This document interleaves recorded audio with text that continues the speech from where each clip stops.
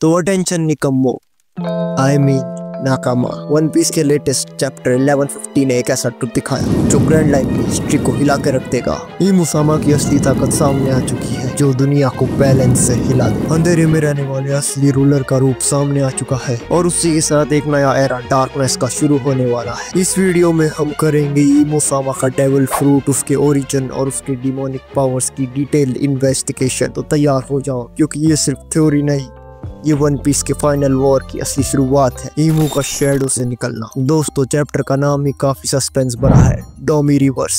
Pangaea castle के अंदर जहां सब कुछ शैडो में छुपा रहता है, वहां से ईमू ने अपने प्लान्स का पहला कदम उठाया। सिर्फ एक हाथ उड़ाकर ईमू ने अनलीश किया डेविल कॉन्ट्रैक्ट, एक ऐसा डार्क मैजिक जो किसी भी वॉरियर को एक पपेट में कन्वर्ट कर देता है। और एल्बाफ के सबसे शक्तिशाली वॉरियर्स ब्रोगी, डोरी और जॉइंट वॉरियर पायरेट्स सब बन गए एक इमॉर्टल डिमोनिक आर्मी का हिस्सा। जरा सोचो, ब्रोरी जिससे हम एक लेजेंड वॉरियर के रूप में जानते हैं, वो अब एक 2 सिंग वाला डीमन किंग बन चुका है जो कि डबल एज स्वॉर्ड को वील्ड करके ईमू के रास्ते में आने वाले किसी भी कांटे को मिटाने की शक्ति रखता है। अब बात करते हैं ईमू का डेविल कॉन्ट्रैक्ट। क्या है ये? ईमू का डेविल कॉन्ट्रैक्ट कोई नॉर्मल डेविल फ्रूट का इफेक्ट नहीं लगता। ये एक ऐसा पैक्ट है जो कि किसी भी सोल को पूरा कैप्चर कर लेता है। जब ब्रोगी ने इस कॉन्ट्रैक्ट को एक्सेप्ट किया, उसकी बॉडी ट्विस्ट हो गई, हॉर्न्स निकल गए और आंखों में बस एक अंधेरा छाया हुआ। और सिर्फ ब्रोगी ही नहीं, डोरी और दूसरे एल्बाफ के वॉरियर इस डिमोनिक फॉर्म में कन्वर्ट हो गए। उनका दिमाग कंट्रोल हो गया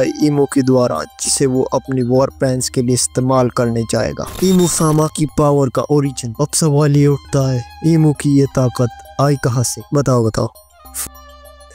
मैं बताता हूँ। कई थ्योरीज चल रही है। कुछ फैंस कहते हैं ईमू ने एक मिथिकल जोन डेविल फ्रूट खाए है। हो सकता है हितोनोमी मॉडल मूव जो कि डार्कनेस और इमॉर्टेलिटी का सिंबल है। इसका मतलब ईमू ने अपने आप को एक लिविंग गॉड बना लिया है। दूसरी थ्योरी चल रही है ईमू की पावर कोई डेविल फ्रूट नहीं बल्कि एक डार्क मैजिक से आती है। एक ऐसा मैजिक जो सोल को कंट्रोल कर सकता है, इमॉर्टल बॉडीज बना सकता है, जैसे कि 5 एल्डर और होली नाइट्स के साथ हो रहा है। वहीं पे कुछ फैंस कह रहे हैं ईमू खुद सी डेविल का एम्बॉडीमेंट है। वही सी डेविल है जिससे डेविल फ्रूट्स की पावर ओरिजिनेट हो सकती है। मतलब ईमू सिर्फ एक रूलर नहीं बल्कि डेविल फ्रूट के सोर्स का भी जिंदा जागता प्रूफ है।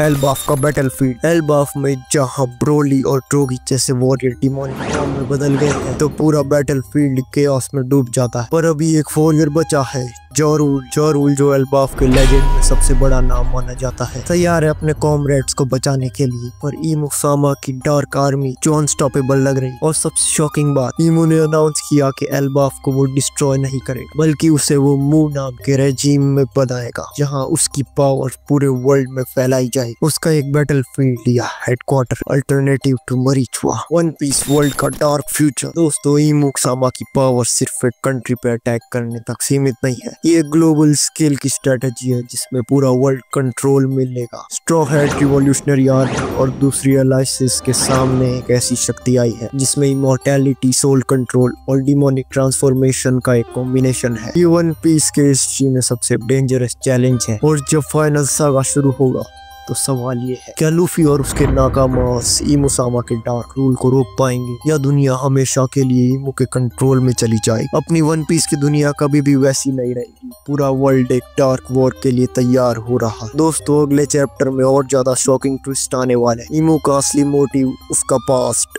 और उनकी डेविल फ्रूट की ओरिजिन का राज। अगर तुमको ये डीप डाइव पसंद आई हो तो वीडियो को लाइक करना, चैनल को सब्सक्राइब करना और वन पीस की दुनिया की गहरी कहानियों के लिए जुड़े रहना हमारे साथ। अगला चैप्टर आने तक ये वीडियो देख सकते हो। तब तक के लिए स्टे ओटाकू इन दिस विश्व।